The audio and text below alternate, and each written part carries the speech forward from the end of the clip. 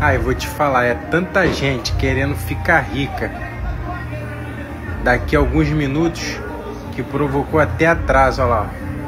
Recorde de aposta provocou atraso no sorteio da Mega da Virada.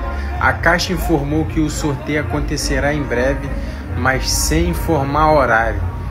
É muita gente apostando, querendo ficar rico, sem fazer nada para ninguém.